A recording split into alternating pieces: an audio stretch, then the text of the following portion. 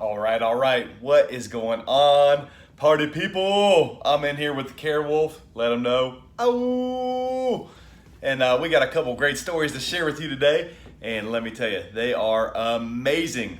The first one, they're both from this past Sunday, involves our loved, dear friend, the Big Euless. Many of you guys know Euless. He is honorary Care Bear all the time and serves with guest services, and he is an incredible guy. And so both of these stories originate in the atrium too, which is another cool thing. So Euless was in the atrium this past Sunday and felt prompted by the Holy Spirit. Shocker, right? Because of the series that we're in, and more importantly because he's God and we're just learning who he is and how to access the Holy Spirit. And so goes has a conversation with this couple. As many of you guys probably know about Euless, he is from Haiti, and he goes and meets this couple who are also Haitians. I mean, because that's normal, right? In Anderson, South Carolina, two people to meet one another that are from a different country, right? Yeah, so that happens. So not only that, but he pulls in Tony Brown, who I'm sure most, if not all of you guys know Tony as well. And so Tony, he pulls him in because he just needed a little bit of help in a situation to know how to pray for a family situation they actually had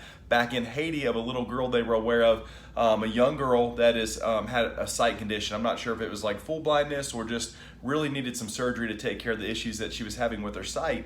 And so Tony just feels inclined by the Holy Spirit to pull in Alex Sims, another one of our amazing care volunteers. So you've got three amazing guys all following the Lord into a situation, and it just so happens that Alec is studying, to the medical field, and he has a doctor that he knows that is on site there in Haiti that can make a difference in getting that little girl's surgery expedited. So think about that, how crazy it is that a conversation prompted in Anderson, South Carolina is making a difference in Haiti. Are you kidding me? That is awesome. And so, man, that was awesome. It's going to be a little bit longer video. We're at 2 minutes here already, so sorry about that. But this is worth mentioning about. This one's about the two Bryans. So this is also another incredible conversation from Sunday. This was at the evening services. A friend of mine named Brian, he actually baptized this past Sunday at Fuse, and it was one of the first times Fuse did baptisms in service. And so I asked him, I said, how's it going? We tried to help get the water in there. I know it was pretty cold, yada, yada, yada. And he told me it went great. And just about that time, another Brian came up. And this Brian's a guy I've been working on, trying to help him in his current state where they are in his marriage. And so the two Brians just start interacting, and this Brian's telling me about where things are. And that Brian's like, oh, you're talking about your marriage. And they're like, yeah. And all of a sudden, they're talking, and he was like, man, that is exactly where I was a few years ago. This Brian's been married 21 years, this one 28, and literally just watched the Lord use this Brian speak some words into this Brian who he's never met before's heart that were exactly what I know to be right on time. It was 100% the Lord. I just backed up out of that conversation and just said, hey, God, do your thing, and I'm just going to enjoy this moment right now. And it was amazing. And so what I'm seeing is a lot of times we get into care conversations.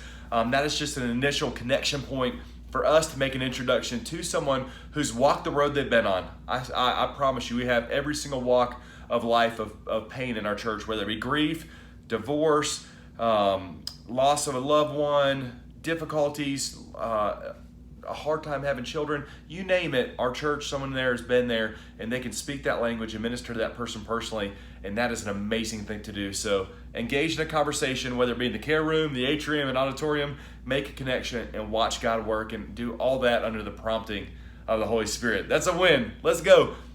10 seconds left before you hit 4 minutes. Care gathering, a week from today. 1 week from today, you got to be there. Care room, 6:30. Love you guys. Boom.